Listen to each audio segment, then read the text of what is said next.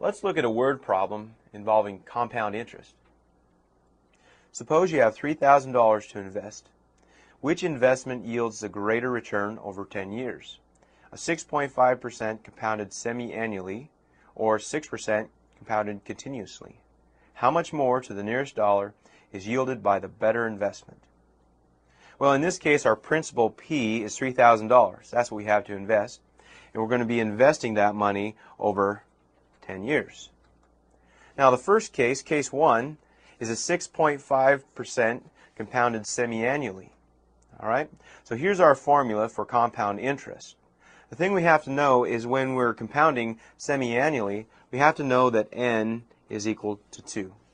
So we'll plug all our information in here. A is equal to 3,000 times 1 plus r in this case, which is 0.065, all over n, which is 2, to the 2 times 10 power.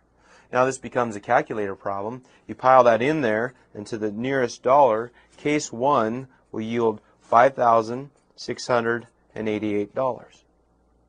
Now let's look at case 2. Case 2 is a 6% interest compounded continuously, so we have to use an entirely different formula here. A is equal to P times E to the RT. So as before, our principal is $3,000 times the exponential E. The interest rate is different here. You've got to be careful of that, 0.06, and then again for 10 years. Carefully plugging this into your calculator, we're going to come up with an amount of $5,466. So it's obvious that case 1 is better, the 6.5% compounded semi-annually setup. Now that we've found that case 1 is the better investment, let's look at the difference. We're going to subtract $5,466 from our $5,688, and from that we'll come up with a difference of $222. That's how much more money you will make from case 1 versus case 2.